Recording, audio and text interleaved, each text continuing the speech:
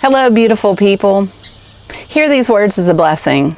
Be strong and courageous. Do not be afraid, for the Lord your God is with you wherever you go. Time is wavy. Grief is real. We are all accumulating emotions. This is hard.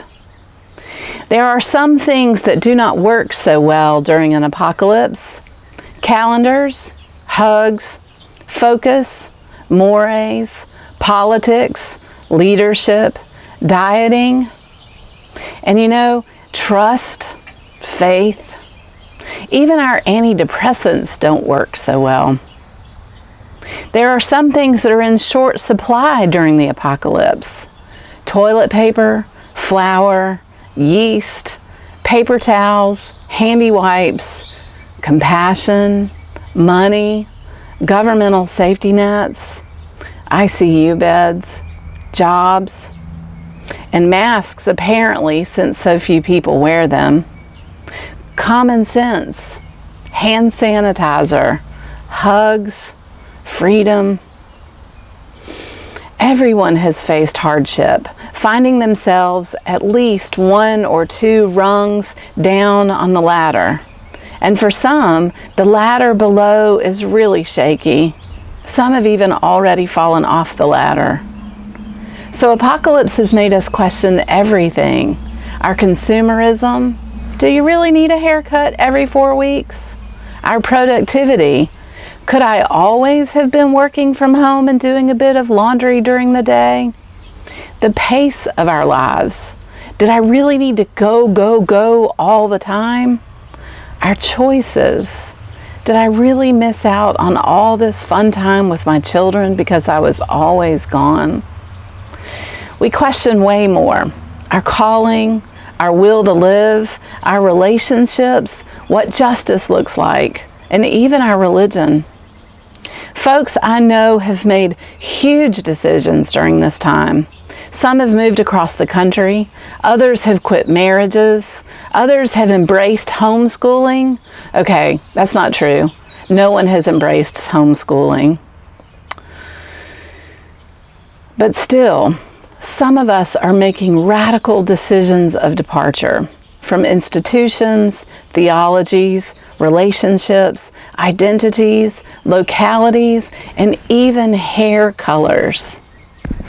And some are adding practices during this time. Non-yoga folks are downward facing dogging 30 days in a row. Non-journalers are filling notebooks of notes. Walkers are running. Non-gardeners are gardening. Non-bakers are baking. Shoulders are shouldn'ting all over the place. The best phrase I can think of for this apocalypse is the upside down world, because our lives have turned upside down, and your life can't turn upside down without you upside downing too. In the midst of all of this, I'm rereading Octavia Butler's Parable of the Sower and Adrienne Maree Brown's Emergent Strategy. In the Parable of the Sower, we see a vision of apocalypse where it's crazy to live without a wall to protect you, where people wear dirty clothes outside so they do not stand out, where the street poor, squatters, winos, junkies, homeless people in general are dangers, and they often have things wrong with them, with festering wounds. They don't have enough to eat, where drug addiction runs rampant, and one special one which makes people crave fire, where water is expensive and in short supply, and where the political leaders, the elite, are above it all, with no ideas for making things better, and where we find out later they are actually benefiting from the enslavement of people.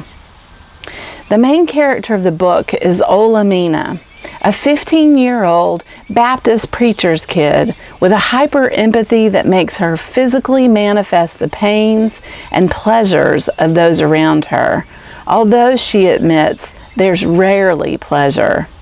She has quietly rejected her father's faith and found her own.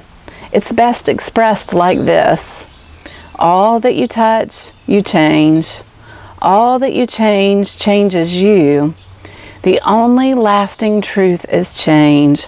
God is change. She writes, everyone knows change is inevitable. From the second law of thermodynamics to Darwinian evolution, from Buddhism's insistence that nothing is permanent and all suffering results from our delusions of permanence, to the third chapter of Ecclesiastes, to everything there is a season. Change is a part of life, of existence, of the common wisdom. She continues, but I don't believe we're dealing with all that means. We haven't even begun to deal with it.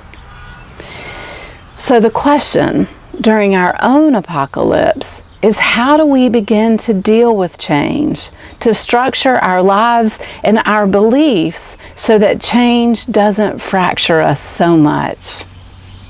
Let me, as we approach that question, read today's text from Ecclesiastes chapter 3.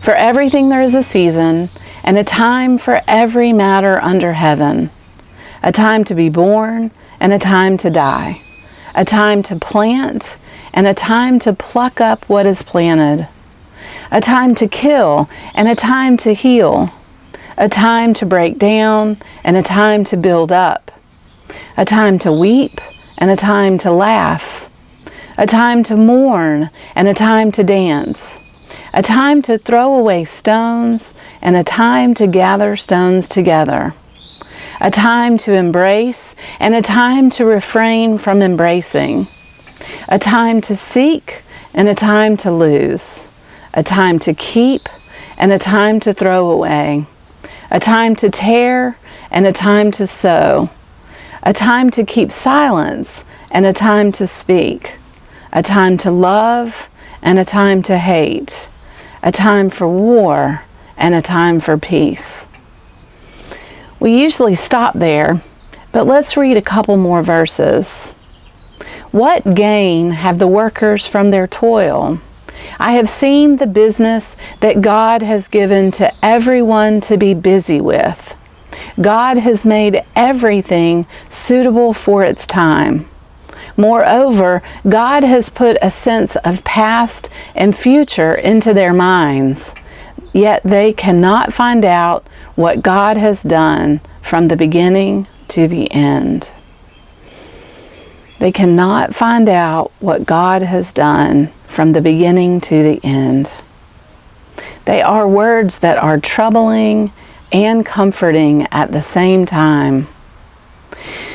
I believe the path forward right now, the next step, is to live into the principles of emergent strategy, a sort of modern-day wisdom literature.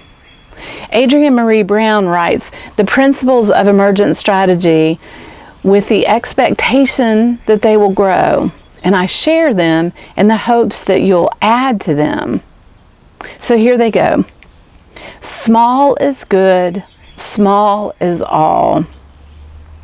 This means that if we focus on the small things, one interaction, one project, that the way we manage the small things will grow into the way that we manage the large things. Change is constant. Be like water. As Bruce Lee said, you must be shapeless, formless, like water. When you pour water in a cup, it becomes the cup. There is always enough time for the right work. There is a conversation in the room that only these people at this moment can have. Find it. Never a failure, always a lesson. Trust the people. If you trust the people, they become trustworthy. Brown points out that this is an inversion of the quote, "If you don't trust the people, they become untrustworthy," from Stephen Mitchell's translation of the Tao Te Ching.